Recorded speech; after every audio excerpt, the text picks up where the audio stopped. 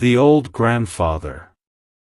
In the heart of a small, picturesque village nestled between rolling hills and dense forests, there lived an old man named Elias. He was known to everyone as Old Grandfather, a title that carried with it a sense of reverence and affection. Elias was not just any old man, he was a living repository of wisdom, stories, and traditions that had been passed down through generations. His life was a tapestry woven with threads of joy, sorrow, love, and resilience, and his presence in the village was a constant reminder of the enduring strength of the human spirit. Elias had lived in the village for as long as anyone could remember. His weathered face, lined with the marks of time, told the story of a life well lived. His eyes, though clouded with age, still sparkled with a youthful curiosity and a deep understanding of the world around him. His hair, once as black as the night sky, had turned a silvery white, and his hands, gnarled and calloused from years of hard work, were always busy with some task or another. The villagers adored Elias. He was a fixture in their lives, a constant presence at every gathering, celebration, and moment of sorrow. He was the one they turned to for advice, for comfort, and for the stories that connected them to their past. Elias had a way of making everyone feel special, of making them feel like they were part of something greater than themselves. Elias lived in a small, modest cottage at the edge of the village. The cottage was surrounded by a lush garden, filled with flowers, herbs, and vegetables that Elias tended to with great care. The garden was a reflection of Elias himself, vibrant, full of life, and deeply connected to the earth. It was a place of peace and tranquility, where the villagers often gathered to listen to Elias's stories or simply to enjoy his company. Elias's life had not always been easy. He had faced many challenges and hardships over the years, but he had always managed to find a way to overcome them. His resilience and determination were an inspiration to everyone who knew him. He had lost his wife, Margaret, many years ago, and though her absence was a constant ache in his heart, he had learned to live with the pain and to find joy in the memories they had shared. Margaret had been the love of Elias's life. They had met when they were both young, and their love had been a beacon of hope and happiness in the village. Margaret had been a kind, gentle soul, with a smile that could light up even the darkest of days. She had been Elias's partner in every sense of the word, and her death had left a void in his life that could never be filled. But Elias had not allowed his grief to consume him. Instead, he had channeled his pain into his work, into his garden, and into the stories he told. He had become a pillar of strength for the village, a source of comfort and wisdom for everyone who knew him. He had learned to live with his loss, to find meaning in the memories of the past, and to cherish the moments of joy that still came his way. One of the things that made Elias so beloved was his ability to tell stories. He had a gift for weaving tales that captivated his audience, transporting them to different times and places, and filling their hearts with wonder and awe. His stories were not just entertainment, they were lessons, passed down from generation to generation, that taught the villagers about life, love, and the importance of staying true to oneself. Elias's stories often revolved around the history of the village and the people who had lived there before. He spoke of the founding families, of the struggles they had faced, and of the triumphs they had achieved. He told tales of love and loss, of courage and sacrifice, and of the enduring spirit of the human heart. His stories were a bridge between the past and the present, a way of keeping the memories of those who had come before alive in the hearts of those who lived now. One of Elias's favorite stories to tell was the tale of the great storm. It was a story that had been passed down through his family for generations, and it was one that he had heard from his own grandfather when he was just a boy. The great storm had occurred many years ago, long before Elias was born, and it had been a defining moment in the history of the village. According to the story, the great storm had come without warning, sweeping through the village with a ferocity that no one had ever seen before. The winds had howled like a pack of wolves, tearing through the trees and houses, and the rain had fallen in sheets, turning the streets into rivers. The villagers had been caught off guard, and many had lost their homes, their crops, and their livelihoods. But in the face of such devastation, the villagers had come together. They had worked tirelessly to rebuild their homes, to replant their crops, and to support one another in their time of need. The storm had tested their resilience, but it had also brought out the best in them. It had shown them the strength of their community, the power of their unity, and the importance of standing together in the face of adversity. Elias loved to tell this story because it reminded the villagers of the strength and resilience that lay within them.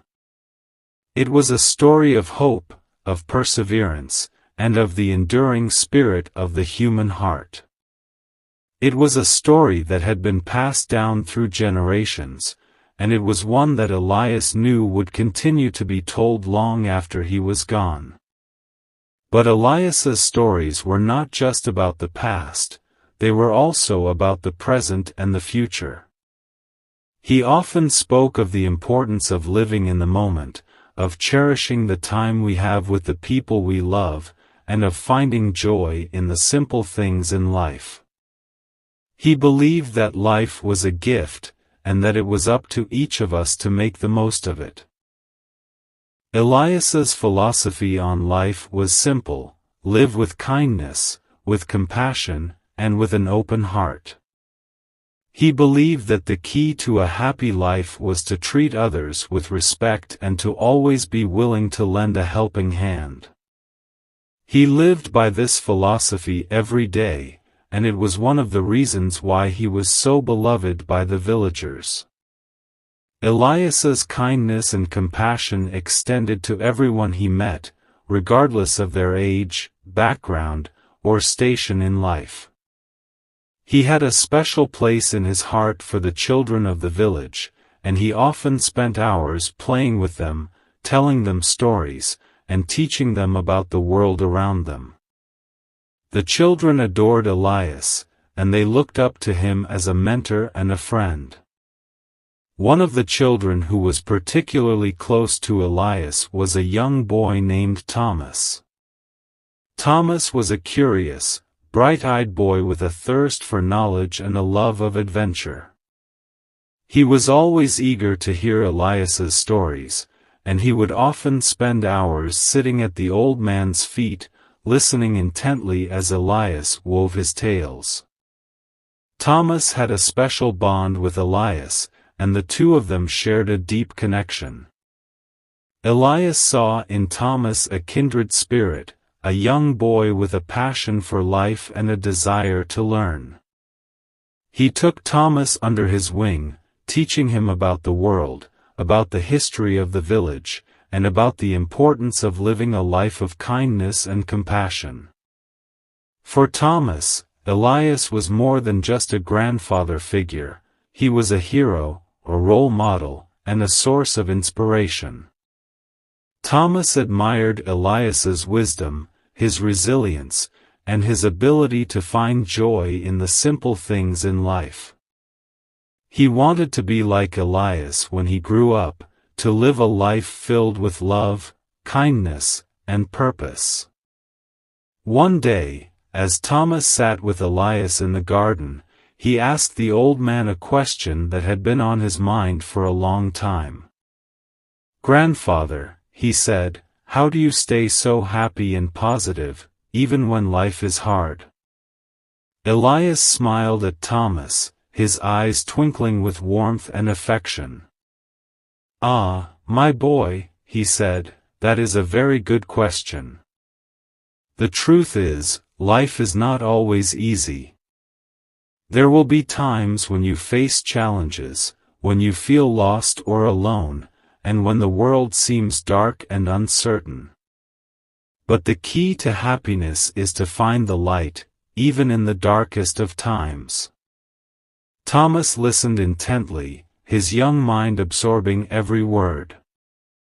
"But how do you find the light, grandfather?" he asked. Elias thought for a moment before answering. "You find the light by focusing on the things that bring you joy," he said. "By cherishing the moments you have with the people you love, by finding beauty in the world around you, and by always being kind and compassionate to others.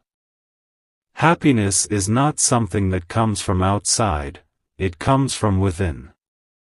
It is a choice, a way of living, and it is up to each of us to make that choice every day." Thomas nodded, his young mind beginning to understand the wisdom in Elias's words.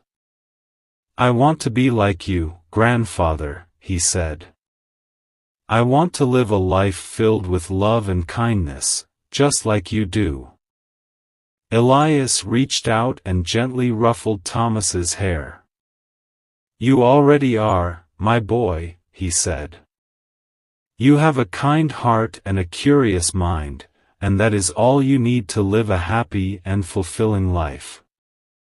Just remember to always be true to yourself, to follow your dreams, and to never lose sight of the things that truly matter."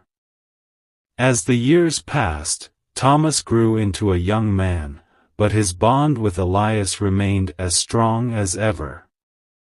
He continued to visit the old man in his cottage, to listen to his stories, and to learn from his wisdom. And as he grew older, Thomas began to understand the true value of the lessons Elias had taught him. Elias, too, continued to live his life with the same kindness, compassion, and joy that had always defined him. Though his body grew weaker with age, his spirit remained as strong as ever.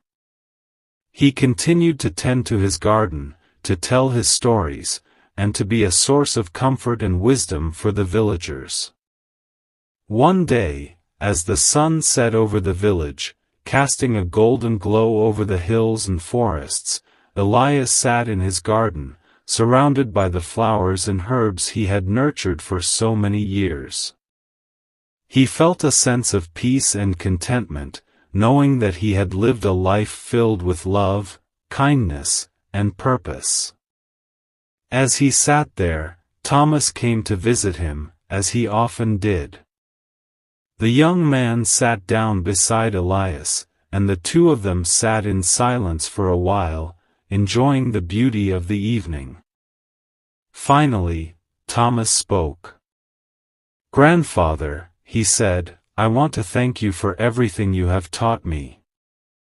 Your wisdom, your kindness, and your love have shaped me into the person I am today, and I will always be grateful for that." Elias smiled at Thomas, his heart filled with love and pride. "You have always been a special boy, Thomas," he said. "And I have no doubt that you will go on to do great things in your life. Just remember to always be true to yourself, to follow your dreams, and to never lose sight of the things that truly matter." Thomas nodded, his eyes filled with tears. "I will, grandfather," he said. "I promise." As the sun dipped below the horizon, casting the village in a soft, golden light, Elias and Thomas sat together in the garden, their hearts filled with love and gratitude.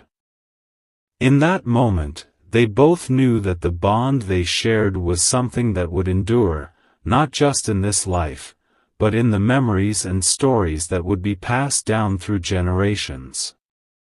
And as the stars began to twinkle in the night sky, Elias felt a sense of peace and contentment, knowing that he had lived a life filled with love, kindness, and purpose.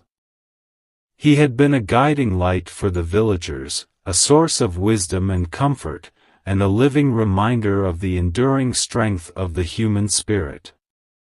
In the end, Elias's legacy was not just in the stories he had told or the wisdom he had shared, but in the lives he had touched and the love he had given. He had been a true grandfather to the village, a beacon of hope and light in a world that could often be dark and uncertain. And as the villagers gathered to celebrate his life and honor his memory, they knew that Elias's spirit would live on, not just in their hearts, but in the stories they would tell, the lessons they would pass down, and the love they would share with one another. For Elias, the old grandfather, had shown them the true meaning of life, to live with kindness, with compassion, and with an open heart. And in doing so, he had left behind a legacy that would endure for generations to come.